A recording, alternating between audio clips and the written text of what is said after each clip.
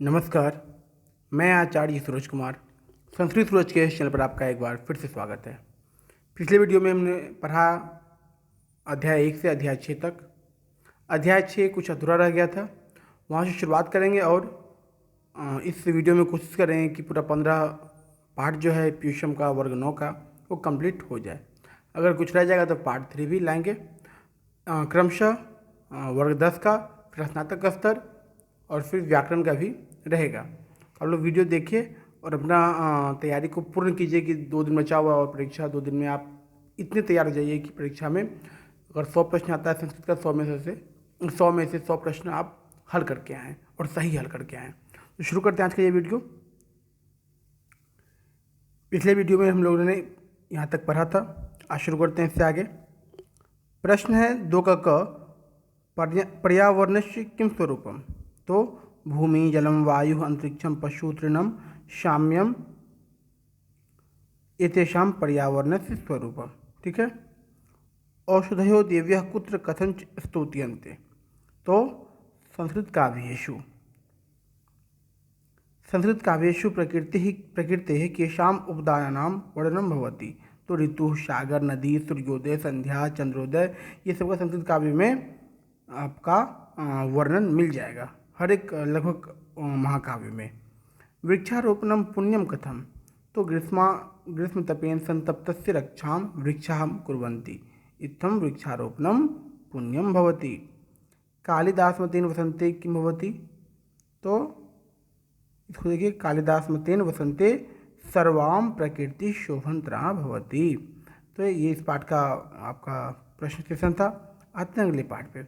आप लोग को प्रत्यय, इसका व्याकरण, इसको आप लोगों को पढ़ लेना है किताब से भी। इसका योग्यता विस्तार देखिए। वृक्षा पर्यावरणस्य जनकाः सन्ति, अतस्ते अस्माकं वन्दनीयाः। भारतीयायां संस्कृतौ वृक्षाः पूज्या, तेषाम् उत्पाटनं वर्जितं। वृक्षारोपणं तद्रक्षणं तु पुण्यतमं मन्यते। दिया हुआ मतलब पुराण का दिया हुआ है, पद्मोत्तरखंडम का सबका ये क्या बोलता है उसको उदाहरण दिया गया है, इसको पढ़ लीजिएगा। सप्तम पाठ, ज्ञानम भारः क्रियाम बिना। बिना क्रिया के ज्ञान भार के समान है। परेश इसको समझिए। यह अध्याय भी पंचतंत्र नामक संस्कृत नीति कथा ग्रंथ के अंतिम तंत्र में विद्यमान कथा में संपादित अंश है। यह कथा बिना व्यवहार के ज्ञान को सूखा और निरर्थक बताती है और कहा गया है, शास्त्रों का अध्ययन करने वाले भी मूर्ख होते हैं, जो पुरुष क्रियावान है वही विद्वान है। यह उपदेश प्राप्त होता है कि व्यवहार से ही बुद्धि क्रिया का ज्ञान का परिणाम होता है, और व्यवहार के बिना तो पंडित भी धरती पर व्यर्थ भार के समान है। आगे आप पढ़िएगा। किसी नगर में 4 युवक आपस में मित्र भाव से रहते थे। उनमें 3 शास्त्रों के ज्ञाता थे, परंतु बुद्धिहीन थे। एक बुद्धिमान था, किंतु शास्त्रों से विमुख था। उसके बाद उन लोगों ने किसी से आपस में कहा कि विद्या का क्या गुण है जिससे दूसरे देश जाकर राजा को प्रसन्न कर धन की प्राप्ति ना की जाए। तो किसी पूर्व देश चलते हैं, ऐसा उन चारों ने मंतव्य किया। ऐसा करते हुए कुछ दूर जाकर उनमें से बड़े ने कहा, अरे हम लोग में से चौथा तो मूर्ख है, वह तो केवल बुद्धिमान है, और राजा से धन की प्राप्ति के लिए बिना विद्या के बुद्धि से तो हो नहीं सकती है। इसलिए हम लोग अपने कमाए हुए धन में इसको कुछ नहीं देंगे, तो सिर्फ बुद्धि है इसके अंदर, विद्या तो है नहीं। इसलिए घर लौट जाओ। वो उसने चौथे को कहा, तुम जाओ घर लौट जाओ। जो बुद्धि वाला था लड़का, उसको बोला घर लौट जाओ, हम 3 जो हैं जो विद्या जानते हैं, हम जाते हैं धन कमा के लाएंगे। उसके बाद दूसरे ने कहा, हे सुबुद्धि, तुम अपने घर लौट जाओ, तुम्हारे पास विद्या नहीं है। तब तीसरे ने कहा, अरे ऐसा करना उचित नहीं, क्योंकि हम लोग बचपन से एक साथ खेले हैं, अतः महानुभाव तब आओ, हम सब उपार्जित धन के बराबर के हिस्सेदार होंगे। और कहा भी गया है, अयम निजः परोवेति गन्ना लघु चित्ताम उदार चेतांतो वसुधैव कुटुंबकम। ठीक है। तब यह भी हम लोग के साथ चले, फिर चारों साथ हो गया। उसी प्रकार करने पर उन लोगों के द्वारा रास्ते में चलते हुए जंगल में कुछ हड्डियां देखी गई। तो उनमें से एक ने कहा, अरे आज विद्या की परीक्षा करते हैं। ये मृत जीव की कुछ हड्डियां पड़ी हुई है, इन्हें विद्या के प्रभाव से जीवित करते हैं। मैं अस्थि जमा करता हूँ। उसके बाद उत्सुकता से उनके द्वारा हड्डी जमा की गई। दूसरे ने उसमें मांस और खून संयोजित किया। जैसे ही तीसरा भी जीवन संचारित करता है तो उसे सुबुद्धि रोकता है। अरे आप ठहरो, यह सिंह बन जाएगा। ठीक, तीनों काम किया। पहला क्या किया, वो हड्डी को एकत्र किया। दूसरा जो है खून और जो है मांस को संयोजित किया। और तीसरा बोला कि इसमें हम प्राण डालेंगे। लेकिन सुबुद्धि जो है, जिसके पास बुद्धि है, विद्या नहीं है, उसने रोका। बोला ऐसा मत करो, ये सिंह बन जाएगा और इसको जीवित करोगे तो ये सभी को मार देगा। तो ऐसा कहने पर वह बोला, धिक्कार है मूर्ख। तीनों उसको धिक्कारा, पर तुम तो मूर्ख हो। हाँ, मैं विद्या को विफल नहीं करता हूँ। मैं जब काम कर दिया हूँ तो मैं विद्या को सफल करूँगा। इस प्रकार कहने पर वह बोला, तो एक क्षण रुक जाओ, तब तक मैं पेड़ पर चढ़ जाता हूँ। और वैसा करने पर जो है शेर जीवित हो गया। उसने तीसरे ने प्राण डाल दिया। ठीक है, उसके बाद उसने उठकर तीनों को मार दिया। फिर बाद में सुबुद्धि पेड़ से उतरा और घर चला गया कि तीनों तो मर गया था। सुबुद्धि बच गया था, पेड़ पर चढ़ गया था, इसलिए बच गया था। इसलिए कहा गया है, क्या कहा गया है, जिनके इंद्रिय और मन अपने वश में नहीं होते हैं उनकी क्रिया हाथी के नहाने के समान होती है। जैसे असुंदर को अलंकार पहनाना होता है, वैसे बिना क्रिया का ज्ञान बोझ के समान होता है। इसलिए विद्या और बुद्धि दोनों जरूरी है। ठीक है, संविषय देख लीजिएगा आप PDF में। और आगे समास विग्रह भी देख लीजिएगा। बुद्धिहीना का क्या है, द बुद्धियाहीना तृतीया तत्पुरुष है। शास्त्र पारंगता, शास्त्रेषु पारंगता सप्तमी तत्पुरुष है। इसको भी आप लोगों को देख लेना है, व्युत्पत्ति देखना है। मैं प्रश्न पे आता हूँ। प्रश्न है, तेषाम त्रयः केन व्यापादिता। तो सिंहेन, तो सिंह जो है वह ने तीनों को खा लिया था। तेषाम त्रयः शास्त्र पारंगता किंतु कीदृशा आसन। तीनों तो शास्त्र में पारंगत था लेकिन बुद्धिहीन था। प्रथम युवक किम करो, तो प्रथम जो है अस्थि का संचय किया था। चर्म मांस रुधिरम केन संयुक्तम, तो चर्म मांस का और खून रुधिर का जो है संयोजन कौन किया था, द्वितीय जो था ज्ञानी वो किया था।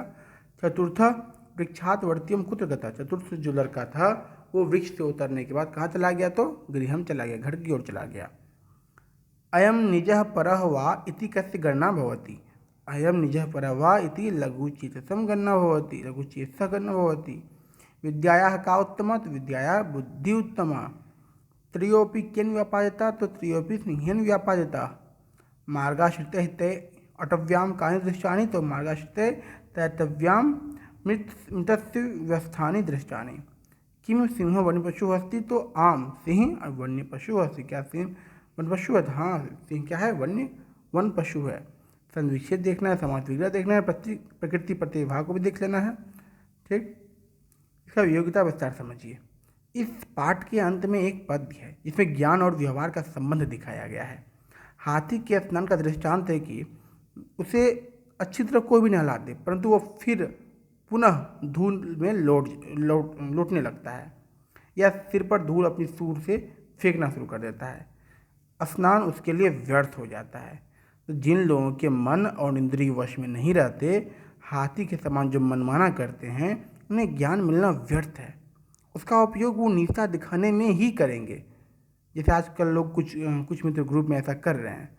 STT वाले जो मैंने ग्रुप बनाया है उसमें कुछ मित्र ऐसा ही करते हैं। ऐसे लोगों का ज्ञान वैसा ही है जैसे किसी क्रूप पर अलंकारों का बोझ लाद दें। उसका रूप तो नहीं बदलेगा लेकिन अलंकार उसके लिए भार रूप रहेंगे।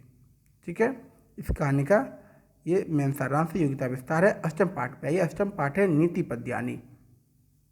इसमें आप पढ़ेंगे संस्कृत भाषा नीति विषयक विशाल साहित्य है। सदाचार की शिक्षा नीति मानव की उन्नति करती है। नीति कहीं कथा गद्य रूप में प्रकाशित हुई तो कहीं पद्य रूप में। पंचतंत्र नीति ग्रंथ कथात्मक है। नीति शतक, चाणक्य नीति दर्पण, विदुर नीति आदि ग्रंथ ही पद्यात्मक है। ये सभी मानव की उन्नति का उपदेश देते हैं। इनके द्वारा मानव विचार पूर्वक अपना मार्ग निश्चित कर अच्छे कार्य करके उत्पन्न होता है और समाज के हित के लिए उपयोगी होता है। प्रस्तुत पाठ में भर्तृहरिकृत नीति शतक के सरल पद्य संकलित हैं, इसको हम लोग पढ़ेंगे। पहले श्लोक का अर्थ है कि मूर्ख को आसानी से समझाया जा सकता है, विशेषज्ञ ज्ञानी को और अधिक आसानी से समझाया जा सकता है। ठीक है। अंश मात्र के ज्ञान से अपने आप को महान ज्ञानी मान बैठे उस आदमी को तो ब्रह्मा भी संतुष्ट नहीं कर सकता है। समझे? तो मूर्ख को आसानी से समझाया जा सकता है, जो विद्वान विशेषज्ञ हैं उनको भी आसानी से समझाया जा सकता है, लेकिन अंश मात्र थोड़ा बहुत जानने वाले महान ज्ञानी जो अपने आप को मान बैठे हैं उस आदमी को तो ब्रह्मा भी संतुष्ट नहीं कर सकते। दूसरे श्लोक का अर्थ है इस मृत्यु लोक में जिनके पास विद्या, तपस्या, दान, ज्ञान, शील, गुण और धर्म नहीं है, वे मनुष्य के रूप में इस धरती पर बोझ बनकर जानवरों की भांति घूमते हैं। दूसरा श्लोक क्या था समझिए, येषां न विद्या न तपो न दानम न चापि शीलम न गुणो न धर्म ते मर्त्यलोके भूवि भारभूता मनुष्य रूपेण मृगाश्चरन्ति। मतलब इस मृत्यु लोक में जिनके पास विद्या, तपस्या, दान, ज्ञान, शील, गुण और धर्म नहीं है, वे मनुष्य के रूप में इस धरती पर बोझ बनकर जानवरों की भांति घूमते हैं। तीसरे श्लोक का अर्थ है कि सत्संगति यानी बुद्धि की अज्ञानता को दूर करती है। कौन? सत्संगति। वाणी को सत्यता से पूर्ण करती है, परिपूर्ण करती है। मन को उन्नति की दिशा में ले जाती है और पाप को दूर करती है। हृदय को प्रसन्न करती है, यश को उन्नति की दिशा में फैलाती है। तो कहो सत्संगति बुद्धि पुरुषों को क्या नहीं करती। मतलब कहने का अर्थ है कि सत्संगति जो है, अच्छी संगति जो है, आपको बहुत सारा आपके जीवन में लाभ लाएगा। आगे चौथा श्लोक है, उसका अर्थ है नीच लोग जो नीच होते हैं वो बाधाओं के भय से कार्य को शुरू ही नहीं करते।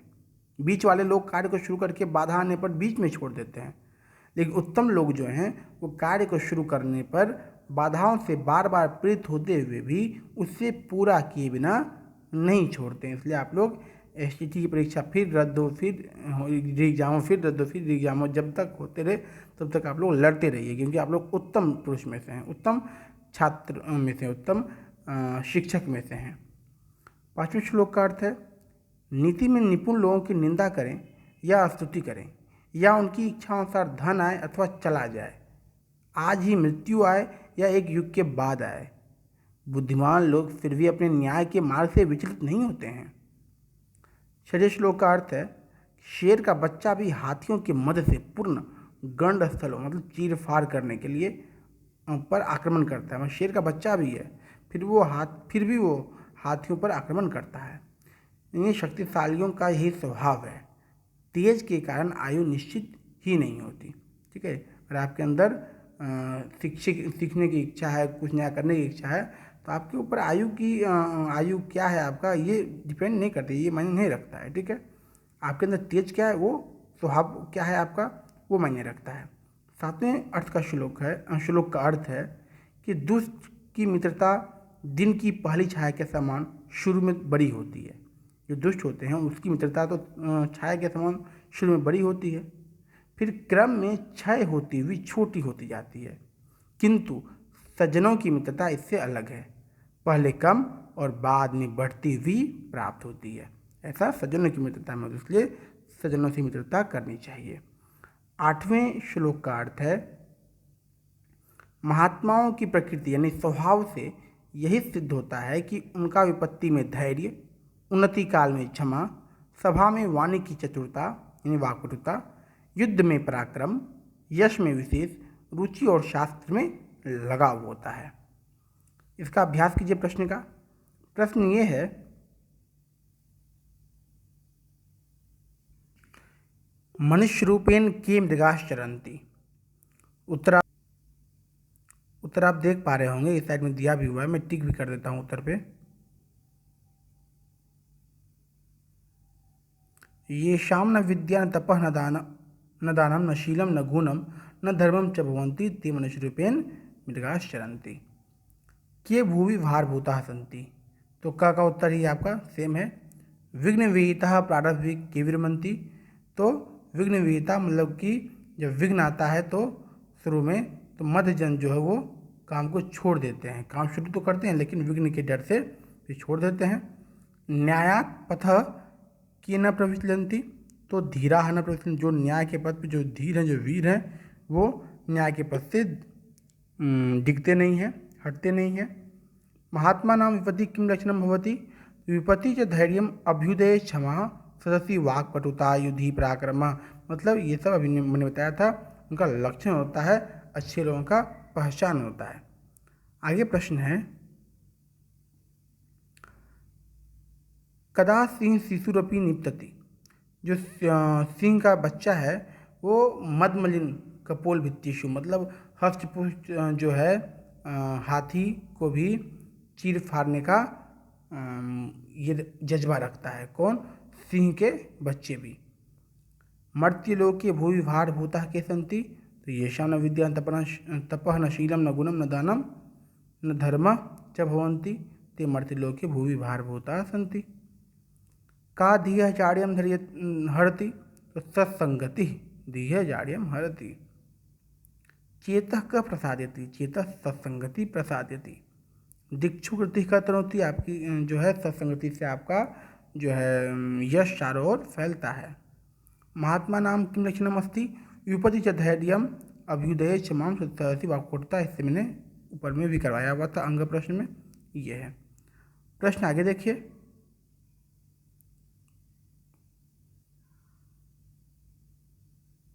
एक मिनट,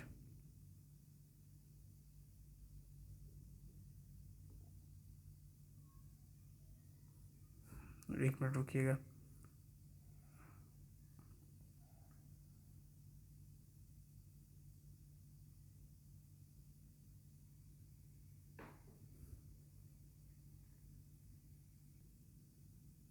आगे हम लोग इसका देखेंगे योग्यता विस्तार। इस पाठ के सभी पद्य लोक व्यवहार का वर्णन करते हैं। प्रथम पद्य में अधूरे ज्ञान वालों की निंदा है। कुछ लोकोक्तियाँ भी हैं, जैसे अधजल गगड़ी छलकत जाए, नीम हकीम खतरे जान। दूसरे पद्य में मानव के आवश्यक गुणों की सूची है, जिसके अभाव में वह पशु मात्र है। भर्तृहरि ने एक अन्य पद में कहा भी है, साहित्य संगीत कला विहीन साक्षात पशु पुच्छ विषाणहीन। तीसरे पद में सत्संगति का महत्व और चौथे पद्य में आरंभ किए गए काम को बीच में न छोड़ने का उपदेश है। तुलना करें अंगीकृतम सुकृतेन परिपालयन्ति। प्रायः यही बातें पांचवें पद्य में हैं कि बुद्धिमान लोग सही मार्ग से नहीं हटते, संसार कुछ भी कहे। छठे पद्य में सिंह के बच्चे का उदाहरण देकर तेजस्वी की आयु का विचार न करने का उपदेश है। और सातवें पद्य में दिन के पूर्वार्ध और उत्तरार्ध की छाया देकर की उपमा देकर मैत्री के दो रूपों का वर्णन है कि आपको किससे मैत्री करनी है, तो अच्छे पुरुषों से मैत्री करनी है। अंतिम पद्य महापुरुषों के स्वभाव का चित्रण करता है। ख देखिएगा, इसमें लिखा हुआ है अकः सवर्णे दीर्घ, अकः सवर्णदचि परे दीर्घ एकादेश स्यात्। स्वरवर्णात् परः समानवर्ण भवेत् दीर्घ स्वरो भवति। कैसे है? तो चापी का च धन अपि, यानी अ प्लस अ क्या बन गया? आ। ब्रह्मा अपि ब्रह्माधन अपि, अधन आ, अधन आ धन अ बराबर आ। युगांतरे, इसको आप अच्छे से पूरा पढ़ लीजिए। पीडीएफ आपको तो अवेलेबल करा दिया है मैंने, आप देख लीजिए पीडीएफ में। आगे है नवम पाठ, बिहार से सांस्कृतिकम वैभवम। इसमें आप कथा पढ़िएगा, इसमें क्या कहानी है इसको देखिए पहले आप। बिहार सांस्कृतिक निधि से संपन्न राज्य है। यह न केवल धर्म, दर्शन, ज्योतिष और व्याकरण आदि शास्त्रों की भूमि है, अपितु संगीत, नृत्य और चित्र से संपन्न कलाओं का विकास स्थल भी है। यहाँ प्रचलित अनेक सांस्कृतिक क्रियाकलाप मानव जीवन के उद्देश्य की संपन्नता से संबंध और आत्म मनोरंजन करने वाले हैं। कलाओं की वृद्धि में राज्य की सांस्कृतिक समृद्धि का यहाँ के सभी धर्म अनुयायियों और विभिन्न जातियों का योगदान है। इसको आगे पढ़ेंगे कि संगीत जो है कलाओं में प्रमुख है। गीत, नृत्य और वाद्य तीनों को सम्मिलित रूप से संगीत कहा जाता है। यह देवों की आराधना और मानव जीवन के उद्देश्यों की प्राप्ति का प्रमुख साधन है। इसलिए यह लोक जीवन का अभिन्न अंग है। यह लोक जो है जीवन का अभिन्न अंग है। लोगों के द्वारा समायोजित संस्कार उत्सवों में भाव अनुसार मिलकर गीत गाए जाते हैं और उन गीतों को संस्कार गीत कहते हैं। उनमें मुंडन, यज्ञोपवीत, विवाह, कोहबर, सोहर, समारोह आदि गीत प्रमुख हैं। यह संगीत परंपरा में कुछ विशेष साधक भी हुए हैं। उनमें अपने नाम से धन्य पंडित रामचतुर मल्लिक, पंडित सियाराम तिवारी आदि विश्वविख्यात हैं। आगे पढ़ेंगे आप कि इस राज्य में लोक नृत्य की प्राचीन परंपरा है। सभी क्षेत्रों में अपने अपने लोक नृत्य प्रसिद्ध हैं। वहाँ मिथिला में जट जटिन, साम चकेवा, मिजिया होली, कमला पूजा आदि प्रकार के नृत्य प्रचलित है। कौन कौन सा नृत्य प्रचलित है मिथिला में? तो जट जटिन, साम चकेवा, मिजिया होली, कमला पूजा, ये सब नृत्य प्रचलित हैं। इसी प्रकार क्षेत्र अंतरों में बहुत से लोक नृत्य हैं और मगध मंडल में खेलडिन, डोमकच आदि, भोजपुर मंडल में नेटवा, जोगिरा, चैता, गौड़ आदि प्रकार के नृत्य प्रसिद्ध हैं। तो नृत्य आप लोग देख लीजिए, प्रश्न यहाँ से भी आता है। मिथिला के प्रसिद्ध नृत्य के बारे में पूछ लेगा, मगध मंडल के बारे में पूछ लेगा कौन सा नृत्य वहाँ पे है। खेलडिन, डोमकच मगध मंडल का है, भोजपुर मंडल में नेटवा, जोगिरा, चैता और गोंड आदि प्रकार के नृत्य प्रसिद्ध हैं। नाटक को लोगों की रुचि बढ़ाने वाला, सभी के लिए सुखकर, विद्वानों के द्वारा 5 वेदों में कहा गया है। यहाँ राज्य में विशेष समारोहों में, पूजा अवसरों में, ऐतिहासिक और सामाजिक कथाओं के अवसरों पर नाटक उत्साहपूर्वक लोगों के द्वारा प्रस्तुत किए जाते हैं और लोगों के द्वारा बहुत माने जाते हैं। यहाँ गीत नृत्य के समन्वित रूप लोक नाटकों में भी प्रचलित हैं। जैसे मिथिला में रामलीला, कीर्तनिया, विद्यापति अनेक नाटक प्रचलित हैं। मिथिला में क्या प्रचलित है? तो रामलीला, कीर्तनिया, विद्यापति ये सब नाटक मिथिला में प्रचलित है। भोजपुरी क्षेत्र में भिखारी ठाकुर का विदेशिया नामक लोक नाटक अति लोकप्रिय है। इस राज्य में सभी क्षेत्रों में चित्रकला का प्रचलन संस्कार कार्यों में देखा जाता है। मिथिला क्षेत्र में देव पूजन के अवसर पर और संस्कार उत्सवों में स्त्रियों के द्वारा भी भूमि पर अल्पना और दीवारों पर भित्ति चित्र का निर्माण किया जाता है और ये चित्र प्रायः घर में, आंगन में, दीवार पर, तुलसी चबूतरे और गोबर घर में बनाए जाते हैं। यह चित्रकला इस समय मिथिला चित्रकला के नाम से विख्यात हुई है। इस चित्र विधा में निपुण पद्मश्री सम्मानित जगदम्बा महासुंदरी जैसी अनेक स्त्रियों ने बिहार राज्य का गौरव बढ़ाया है। मूर्तिकला भी राज्य गौरव का धरोहर है। यहाँ मिट्टी की बनी हुई अनेक वस्तु और खिलौने बाजारों में बहुत देखे जाते हैं और धार्मिक अवसरों पर प्रायः मूर्ति कलाकारों के द्वारा घास, कागज और मिट्टी की बनी हुई देव मूर्तियों को स्थापित की जाती है और लोगों के द्वारा पूजी जाती है। कुम्हारों के द्वारा मिट्टी से निर्मित हाथी और घोड़े की मूर्तियाँ विवाह के अवसरों पर विशेषतः मंडप के भीतर स्थापित की जाती है। वस्तुतः बिहार भारतवर्ष में सांस्कृतिक दृष्टि से गौरवमय स्थान को धारण करता है।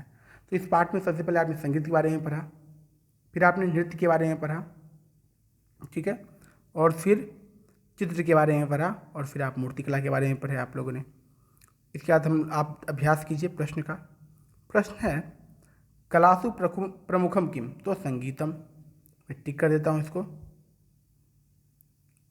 कलासु प्रमुखम किम? संगीतम। जट जटिन इति लोक नृत्यम कस्मिन् अंचले प्रसिद्धम? तो मिथिलायां। नाट्यम कतमो वेद कथ्यते? तो पंचम। पद्मश्री जगदम्बा देवी कस्य कलायां प्रसिद्धा? तो चित्रकलायां। मंडपाभ्यंतरे कीशां मूर्तिः स्थाप्यन्ते? गजानां। आगे है किम नाम संगीतम? तो गीतम, नृत्यम, वाद्यम च त्रयम संगीतम उच्यते। लास्यम कीदृशम नृत्यम? तो लास्यम माधुरी भाव सूचकम भवति। भोजपुरी अंचले कस्य किम नाम च नाटकम प्रसिद्धम? तो वहाँ पे भोजपुर में भिखारी ठाकुर का विदेशिया नाटक जो है वो प्रसिद्ध है। यह इसमें गलत दिया हुआ है इसलिए मैंने गलत का टिक किया हुआ है यहाँ पे। विदेशिया नाटक प्रसिद्ध है भोजपुर मंडल में। संगीत कलायाम प्रसिद्धा साधकः के आसन? तो पंडित राम चतुर मल्लिक, पंडित सियाराम तिवारी ये जो है संगीत कला के प्रसिद्ध साधक हैं। कस्मिन् अवसरे काव्यश्च चित्राणि निर्मीयन्ते? तो धार्मिक अवसर पर जो है प्रायः चित्र का निर्माण होता है, मूर्तिकला भी होता है, मूर्तिकला का भी निर्माण होता है धार्मिक अवसर पे। आगे प्रश्न आप देखेंगे संगीतम कल्पशु प्रमुखम कथम? तो देव आराधनस्य पुरुषार्थ संप्राप्ति प्रमुखम साधनमेतत्। राज्य अंचलेषु प्रसिद्धानां लोकनृत्यानां नामानि लिखत? तो जट जटिन, साम चकेवा, मिजिया होली, खेलोडिन, डोमकच इति बहुत सारे लोकनृत्य हैं हमारे राज्य में। मिथिला का चित्रकला का परिचय देना है आपको। तो देव पूजन अवसर पर संस्कारोत्सवेषु च स्त्रीभिः भूमौ अल्पना भित्तिचित्राणि च निर्मीयन्ते। धार्मिक दृष्टिया मूर्तिकला किं महत्वम? तो धार्मिक अवसरेषु प्रायः मूर्तिकला विधिभिः तृणं कर्गदं मृदभि संरचिता देव मूर्तियाँ स्थापयन्ते जनै पूजन्ते। धार्मिक दृष्टि पे कैसा, तो घास का, कागज का और मिट्टी का देव मूर्ति को बना के स्थापित किया जाता है। बिहार से सांस्कृतिकम महत्व वर्णयत, तो धार्मिक अवसरेषु प्रायः मूर्तिकला विधि तृणम कदम मृदभि, वही जी जो मैंने इससे पहले पढ़ा है। तो धार्मिक अवसर पे जो है हमारे बिहार में सांस्कृतिक महत्व को दर्शाता है। क्या चीज़, तो नृत्य, नाटक, हाँ, मूर्तिकला, ये सब हमारे बिहार के सांस्कृतिक महत्व को दर्शाता है। आगे आप पढ़ेंगे 10वां पाठ ईद महोत्सव। ईद महोत्सव मुस्लिमों का सर्वोत्तम उत्सव है। इस उत्सव में सामाजिक मानवीय सद्भावना की अति आकर्षक दृश्य देखने को मिलता है। इस उत्सव में सभी लोग आपस में मिलते हैं, साथ ही खाते हैं और आनंद की प्राप्ति में डूब जाते हैं। यह उत्सव एकता, प्रसन्नता और उदारता का प्रतीक है। जैसी इस उत्सव में एकता की पहचान प्राप्त होती है, वैसे अन्य उत्सवों में नहीं होती। होती कैसे नहीं है, गलत चीज़ है, बताइए। हर उत्सव में होता है। उत्सव का मतलब ही है कि एक दूसरे का सम्मान करना और एकता का प्रतीक होना। भारत देश की धर्म प्रधान परंपरा है। इस देश में अनेक धर्म हैं। जिस प्रकार से हिंदुओं का मुख्य उत्सव त्यौहार दीपावली, रक्षाबंधन, दुर्गा पूजा आदि है, उसी प्रकार मुस्लिमों के उत्सव में ईद सर्वोत्तम है, ऐसा माना जाता है। मूलतः यह उत्सव तपस्या और उपासना का पर्व माना जाता है। सामाजिक मानवीय सद्भावना की दृष्टि से भी यह पर्व अति आकर्षक है। इस पर्व में मुसलमान रमजान महीने में चंद्रमा को देखकर रोज़ा नामक व्रत को प्रारंभ करते हैं। इस रोज़ा में पूरे दिन व्रत धारण करने वाले उपवास करते हैं और फिर शाम में मिलकर इफ्तार नामक उपवास को तोड़ते हैं। यह पर्व 1 महीने तक होता है। इस महीने के अंतिम शुक्रवार को जुमा, ऐसा नाम है शुक्रवार को, रमजान के महीने के अंत में वे लोग संध्या काल में पुनः चंद्रमा को देखकर दूसरे दिन प्रातः काल में ईद की नमाज के नाम से प्रार्थना करते हैं। यह अनुष्ठान जो है इनका कि सामूहिक रूप से पूरा किया जाता है, इसलिए नमाज स्थान को ईदगाह कहा जाता है। इस प्रकार आनंददायक अन्य कोई पर्व नहीं है। ईद महोत्सव के दिन लोग नए वस्त्रों को धारण करते हैं, मिठाई और पकवान को मिलकर खाते हैं। पकवान में सेवई प्रधान है और दूध से बनी अन्य वस्तुएं भी खाते हैं। चिकित्सा शास्त्र की दृष्टि से यह पर्व मन, वचन और कर्म से शुद्ध माना जाता है। इस अवसर पर दान को ज़कात और फितरा कहा जाता है, इसलिए दान अनिवार्य माना जाता है। प्रत्येक वर्ष सभी लोग ईद महोत्सव के आगमन की प्रतीक्षा करते हैं, क्योंकि यह पर्व सभी लोगों को आनंद के सागर में स्नान करवाता है। एकता, प्रसन्नता और उदारता का प्रतीक यह उत्सव धन्य है। इस अवसर पर प्रायः सभी लोग गरीब और अमीर सामर्थ्य के अनुसार दीन दुखियों की सेवा में दान करते हैं। भारत में सभी धर्मों के बराबर महोत्सव हैं। उनमें वर्ष में ईद नामक उत्सव अति आनंददायक है। संविक्षित देखना है आपको, अभ्यास प्रश्न देखना है आपको, और फिर अभ्यास प्रश्न मेरे साथ कीजिए आप तेजी से। हिंदू नाम मुख्योत्सव के सन्ति। हिंदू का मुख्य उत्सव दीपावली, रक्षाबंधन, दुर्गा पूजा इत्यादि है। महम्मदीयानां सर्वोत्तमः उत्सवः कः मन्यते। महम्मदीयानां सर्वोत्तमः उत्सवः ईद इति मन्यते। ईद पर्व कीदृशं पर्वमस्ति, तो ईद पर्व अत्याकर्षकं पर्वमस्ति। ईद पर्वाणि महम्मदीयाः किं विलोक्य रोजा प्रारभन्ते। ईद पर्वाणि महम्मदीयाः चंद्र विलोक्य रोजा प्रारभन्ते। ईदगाह कः कथ्यते, तो सामूहिक रूपेण नमाज स्थानम ईदगाह कथ्यते। धर्म प्रधान देशः कः, तो भारतः। ईद पर्वाणि व्रतधारिणः किं कुर्वन्ति, तो ईद पर्वाणि व्रतधारिणः उपवासं कुर्वन्ति। नमाज स्थानं किं कथ्यन्ते, तो ईदगाह कथ्यते। ईद पर्वाणि निर्धना धनिकाश्च किं कुर्वन्ति, तो दीनार्थानां सेवार्थं दानं कुर्वन्ति। ईदावसरे यत् दानं भवति तं किं कथ्यते, तो जकात इति फितरा च कथ्यते। ठीक है, आगे प्रश्न को देख लीजिएगा। अब आते हैं इसके योग्यता विस्तार पे। इसके व्याकरण सेशन को भी देखिएगा। योग्यता विस्तार में गीत दिया हुआ है, पुष्प पदम दिया हुआ है, नृत्य दिया हुआ है। ठीक है, आगे पढ़ते हैं।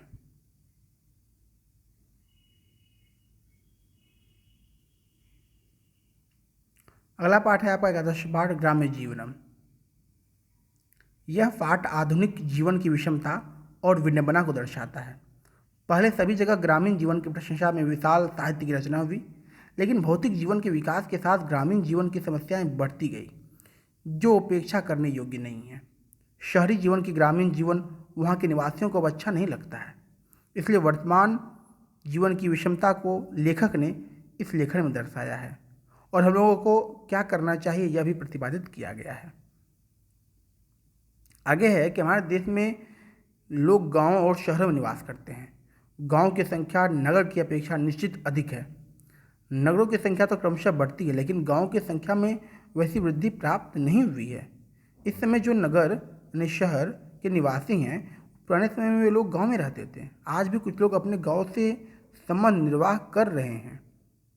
एक प्राचीन उक्ति है कि प्रकृति ने गांव को बनाया, गांव की सृष्टि की, तो नगर मानव की रचना है। नगर को किसने बनाया? मानव ने बनाया। इसका अर्थ यह है कि गांव का विकास प्राकृतिक है तो नगर का विकास कृत्रिम है। मानव ने अपने भौतिक सुख समृद्धि की कल्पना करके महान प्रयासों से नगरों का निर्माण किया। भोजन, वस्त्र और आवास मानव की 3 आवश्यकताएं हैं। गांव में ये न्यूनतम प्राप्त होते हैं, फिर भी वहाँ के लोग संतोष प्रधान हैं, परंतु इस लाभ के लिए धन आवश्यक है। कृषि प्रधान धन की व्यवस्था आज भी गांव में ही है। कहीं कहीं व्यापार अथवा उद्योग विद्यमान है किसी किसी गांव में, इसलिए गांव के लोग धन कमाने के लिए नगर की ओर प्रस्थान करते हुए देखे जाते हैं। पुराने समय में ग्रामीण जीवन बहुत सुखमय था। संतुष्ट ग्रामवासी जब कभी नगर आते थे, उस समय उपलब्ध सुख के साधन ग्रामीणों को अच्छे लगते थे। शुद्ध जल, निर्मल वायु, अपनी मेहनत से कमाया अन्न, समाज में एकता और लोगों की पर्याप्त संख्या, ये ग्रामीण जीवन के लक्षण थे। कृत्रिम भौतिक संस्कृति ने भारत के गांवों को बहुत समय तक नहीं छुआ था। विदेश में तो गांव में भी वैज्ञानिक संपन्नता आ गई है, जैसे विद्युत धारा प्रवाह, आधुनिक संचार व्यवस्था, यातायात के साधन, कृषि कार्य में यंत्र और उपकरणों आदि का प्रयोग। ये सभी भारतीय गांव में प्रायः देखे नहीं जाते, हालांकि आज हो गया है लगभग भारतीय गांव में भी। इसलिए आज ग्रामीण जीवन वरदान के रूप में नहीं माना जाता है। संपन्न ग्रामीण भी शहर की ओर पलायन को तत्पर हैं, तो गरीब और बेरोजगार ग्रामीणों का क्या कहना। नगर में जीविका प्राप्त करते हैं, पहले तो सुख समृद्धि प्राप्त करते हैं और फिर भौतिक सुविधा। और आज भी गांव में स्वर्ग की कल्पना नहीं है। अतः आज भी ग्रामीण जीवन उतना संपन्न नहीं है जितना साहित्य में कहा जाता है। आज कहीं गांव में अनावृष्टि के कारण, कहीं अतिवृष्टि के कारण, कहीं नदियों में अधिक जल से तटबंध टूट जाने से ग्रामीण लोग भयंकर संकट में पड़ जाते हैं। बिहार प्रदेश में तो यह सब युगों से देखा जाता है, इसलिए ही ग्रामीण जीवन अभिशाप माना जाता है। और समाज में राजनीतिक प्रसार से दल प्रतिबद्धता, जातिवाद, भूमि विवाद आदि संकट के कारण आज भी विशेषतः गांव में देखे जाते हैं। इसके लिए मानवतावाद का विकास आवश्यक है। युवक प्रत्येक व्यक्ति में एकता का भाव दिखाए। प्रकृति ने सभी मानवों के समान शरीर के अंगों से रचना की है। कहाँ से बना मानव द्वारा कृत्रिम भेदभाव। गांव में काम न हो, भौतिक समृद्धि न हो, किंतु पर्यावरण की निर्मलता, बहुलता तो वहाँ है ही, इसमें तो कोई संदेह नहीं है। नगर जीवन की समृद्धि के कार्य गांव में भी प्रशासन के द्वारा समान रूप से किए जाने चाहिए, तभी ग्रामीण जीवन सुखमय और संपन्न होगा और नगर की ओर पलायन रुक सकेगा। इसके व्याकरण को देख लीजिए आप। प्रकृति प्रत्यय भाग देखिए। हम प्रश्न अभ्यास करते हैं आपके साथ, शुरू करते हैं। प्रश्न है कि अस्माकं देशे जनाः कुत्र वसन्ति, तो ग्रामे नगरे च। भारते केषां संख्या अधिका अस्ति, तो ग्रामाणां संख्या अधिका अस्ति। प्राचीन काले ग्राम्य जीवनं कीदृशम् आसीत्, तो बहु सुखमयम्। देखिए ऑप्शन में सुखमयम और बहुत सुखमयम दोनों रहेगा, तो बहुत सुखमयम आपको टिक करना है। विदेशेषु ग्रामे अपि कीदृशी समृद्धि आगता, विदेश के गांव में वैज्ञानिक की समृद्धि आ गई है। अद्य ग्रामे कस्य कल्पना नास्ति, तो स्वर्गस्य। आगे है भारतम केषां देशः अस्ति, भारतम ग्रामाणां देशः अस्ति। देशे ग्रामापेक्षया केषां संख्या क्रमशः वर्धते, तो नगराणां संख्या क्रमशः वर्धते। मानवः केषां कल्पयित्वा नगराणि निर्ममे, तो मानवः भौतिकीं सुख समृद्धि कल्पयित्वा नगराणि निर्ममे। भौतिक सुख समृद्धि की कल्पना करके नगरों का निर्माण किया ये मानव। मानवेभ्यः केषां वस्तूनां आवश्यकता वर्तते, तो मानवीय भोजनम वशनम आवासम च एतेषां वस्तूनां आवश्यकता वर्तते। अद्यत्वे ग्रामेषु कीदृशं संकट कारणं दृश्यते। तो अद्यत्वे ग्रामेषु अनावृष्टि अतिवृष्टि च एतादृशं संकट कारणं दृश्यते। ठीक है, इसका योग्यता विस्तार देख लेते हैं। इस पाठ में योग्यता विस्तार नहीं है। द्वादश पाठ है वीर कुंवर सिंह, जिसको हम लोग पार्ट 3 में पढ़ेंगे। वीर कुंवर सिंह से लेकर द्वादश पाठ से लेकर पंचदश पाठ यानी 12वें से लेकर 15वें अध्याय को हम लोग पार्ट 3 में देख लेंगे। मिलते हैं अगले वीडियो में। नमस्कार, धन्यवाद। पाठ कैसा लगा कमेंट में बताइए। ठीक है।